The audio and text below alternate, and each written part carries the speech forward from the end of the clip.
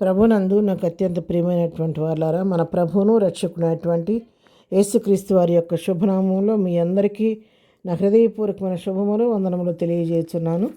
ఉదయకాల సమయంలో దేవుని వాక్యాన్ని ధ్యానం చేసుకుందాము. ఈరోజు వాక్య ధ్యానం కొరకు మనం తీసుకున్నటువంటి లేఖన భాగం కీర్తన గ్రంథం 46వ కీర్తన 1వ వచనం చదువుకుందాం. దేవుడు మనకు ఆశ్రయమును దుర్గమునై ఉన్నాడు, ఆపత్కాలంలో ఆయన నమ్ముకొనదగిన సహాయకుడు. ఆమేన్. దేవుడి వాక్యం మన ఇంటిలో దీవించిన గాక. అవును పిల్లారా, మన దేవుడు మనకు ఎప్పుడు కూడా ఆయన ఆశ్రయమును దుర్గముగా ఉంటున్నాడు. ఆపత్కాలం ముందు మన దాగుచోటు ఆయనే. ప్రతి విధమైన కీడు నుండి తప్పించేది మన ప్రభువే. అంతేకాదు, మన ఆపత్కాలంలో మనకు నమ్ముకొనదగిన సహాయకుడు మన ప్రభువే. ఈ లోకంలో ఎవ్వరు కూడా నమ్మదగిన వారు కాదు. నీ స్నేహితుని నమ్మవద్దు, ముఖ్య స్నేహితుని నమ్మవద్దని వాక్యం సెలవిస్తుంది. ఎవరు కూడా ఆపదలో మనల్ని ఆదుకోరు, కానీ మనం ఎట్టి పరిస్థితులు అయినప్పుడు కూడా మన వెనువెంట మనతో కూడా ఉండి వెనుతట్టి ధైర్యం చెప్పి అన్ని పరిస్థితులకి మనకు తోడుగా నడిపించేది మన దేవుడైనటువంటి యెహోవా మాత్రమే. ఆయన ఎన్నడూ చేయుడు అనే దేవుడు. నిన్నెన్నడను విడువను అని చెప్పి వాగ్దానం చేసిన దేవుడు. విడువక ఎడబాయిక మనతో కూడా ఉండి మనకి అన్ని పరిస్థితుల్లో చాలిన దేవుడు నడిపించే దేవుడు మన దేవుడు.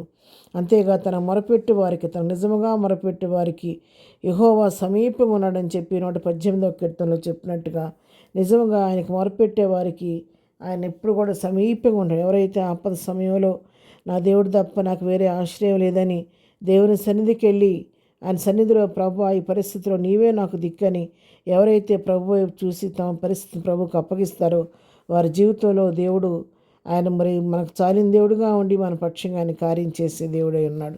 తన దగ్గరకు వచ్చి వారిని ఎంత మాత్రం కూడా ఆయన త్రోసివేసే దేవుడు కాదు.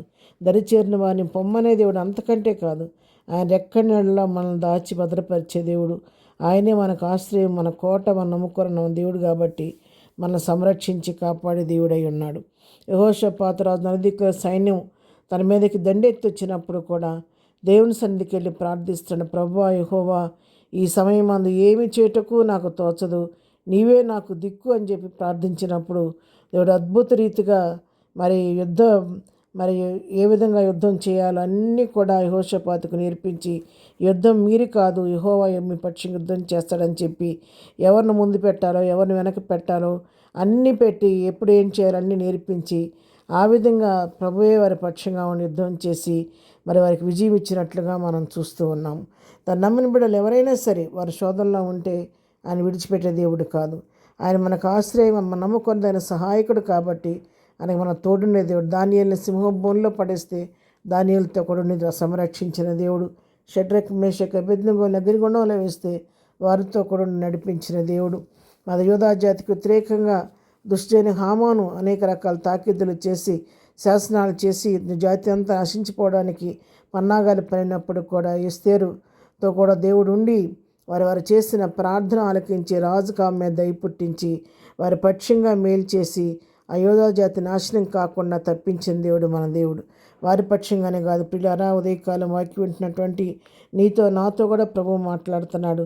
నేనున్నా నేడు నిరంతరం ఏకరీతిగా ఉన్న దేవుడిని కాబట్టి ఆ రోజున వారి పక్షంగా కార్యం చేసిన దేవుడను ఈరోజు నీకు కూడా కార్యం చేయడానికి సిద్ధంగా ఉన్నానని చెప్పి ఆయన మనకు అభయం ఇస్తూ ఉన్నాడు.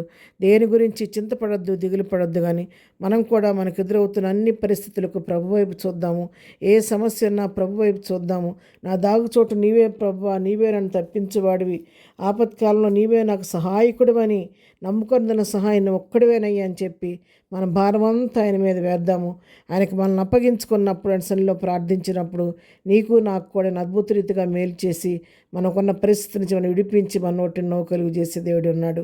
కాబట్టి దేవుని సన్నిధికి వెళ్ళి ప్రార్థనతో మన సమస్యకి పరిష్కారం పొందుకుందాం. ప్రార్థన. ప్రేమ కలిగిన తండ్రి, పరిశుద్ధురాన్ని కొందనాలు. ఉదయకాలం ప్రభువా మాకు ఇచ్చిన శ్రేష్టమైన వాగ్దానాన్ని బట్టి నీ కొందనాలు. అవును ప్రభువా, నువ్వు ఆపత్కాలంలో నమ్ముకొనదగిన సహాయకుడు కాబట్టి ఇంతవరకు ఆ విధంగానే ఉండి మమ్మల్ని నడిపించి వచ్చావు ప్రభువా. 2025వ సంవత్సరం తండ్రి 4 మాసాలు నీ కృపలో భద్రపరిచారు. 5వ మాసంలో ప్రవేశపెట్టావు, నీ స్తోత్రాలు. ఈ మాసం అంతా కూడా నీ కృపాక్షేమాలు తోడుగా ఉంచండి. మేము వెళ్ళి మార్గాల్లో కృప తోడుగా ఉంచండి. చేయి పనులన్నింటిలో సఫలత దయచేయండి ఆయన. ఎవరికి ఏ సమస్య ఉన్నా పరిష్కరించండి. ప్రతి కుటుంబాన్ని దీవించి ఆశీర్వదించండి. రక్షణ వారికి రక్షణ దయచేయండి. ఎవరైతే బర్త్డే మ్యారేజ్ చేసుకుంటున్నారో అటువంటి వారిని దీవించి వారి కుటుంబాల్లో కావాల్సిన ఆశీర్వాదం దీవెన దయచేయండి. ప్రతి విధమైన కీడు మమ్మల్ని తప్పించి నీ కృపలో భద్రపరచమని యేసునామములో ప్రార్థించి అడిగి పొందుకొని ఉన్నాము తండ్రి. ఆమెన్.